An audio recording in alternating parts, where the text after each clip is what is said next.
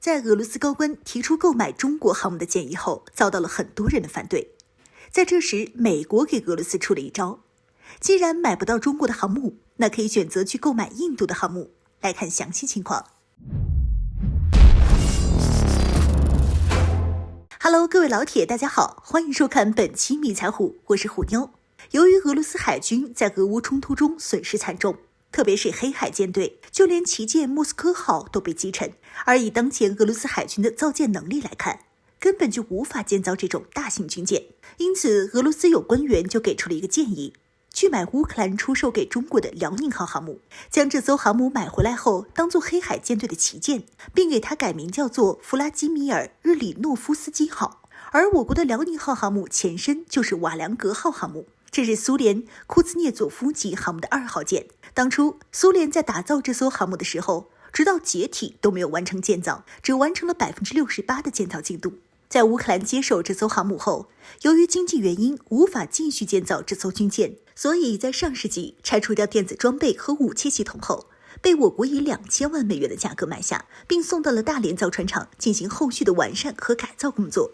最后打造出了我国的辽宁号航母。虽说我国的第一艘航母是直接买的乌克兰的，但实际上这艘航母已经经过了大变样，准确来说就只有船体不是我国建造的，其他的设备差不多都是我国的国产设备，并且排水量比前身的58600吨还要大了一点，来到了60900吨。在这艘航母诞生后，我国用改造这艘航母的经验，打造出了我国第一艘国产航母山东号，从此让我国迈入了双航母的行列，并且现在又打造出了全球最大的常规动力电子弹射航母福建舰。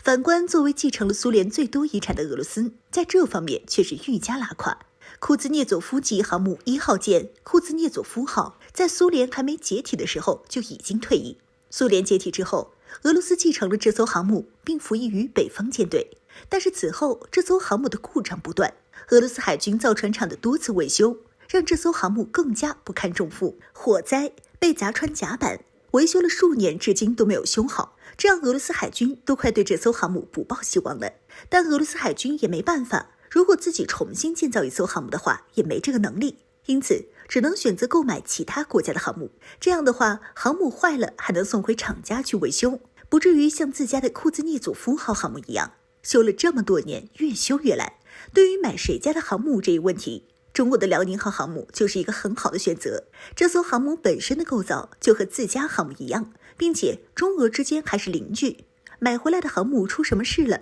直接就能送过去维修。但我国显然是不可能将这艘航母卖出去的，因为我国现在一共就2艘航母，即便是第3艘航母福建舰服役了，也无法满足我国海军对维护国家主权的需求。特别是在台海区域，以美国为首的西方国家不断在这搞事情，没个4、5艘航母根本顶不住。那么怎么办呢？在这时，美国就有专家给出了一个建议，可以去买印度的航母。印度可能会很乐意的将维克拉玛蒂亚号航母出售给俄罗斯，因为他们已经服役了自己的第1艘航母维克兰特号。印度的维克拉玛蒂亚号航母前身是俄罗斯海军服役的格尔什科夫海军上将号，是基辅级航母的4号舰。后来这艘航母的运营成本实在是太高，被俄罗斯停用，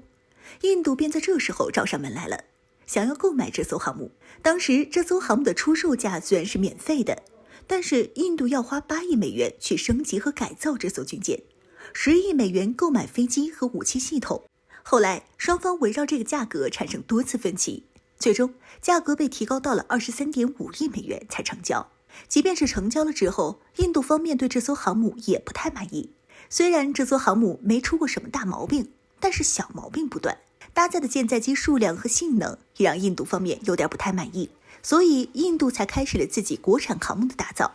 现在这艘印度国产航母虽然还没有配备上相关的武器设备，但也算是正式服役了。对于前一艘不满意的航母，印度很乐意将它出售给俄罗斯。那这事儿的可行性有多高呢？以美国和俄罗斯之间的关系，想想都知道，美国可不会这么好心，这显然是一个昏招。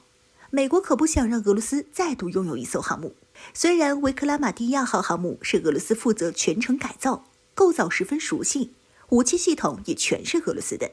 买了就能迅速上手，但是可不要忘了，俄罗斯当初改造这艘航母花了多大劲儿，如今这艘航母更加的老旧，出上一点什么故障，俄罗斯真的能够修好吗？而且这艘航母到了印度手上之后，恐怕会进行一番魔改。印度武器的故障率和事故率，大家也都有目共睹，还没有哪个国家敢这么放心的把自家士兵的性命放在印度出口的装备上。因此，这位美国专家的想法，与其说是建议，倒不如说是讽刺。作为武器出口大国的俄罗斯，沦落到去回购自家出口的航母，买的还是印度的，俄罗斯海军就算是再怎么拉垮，也丢不起这个脸。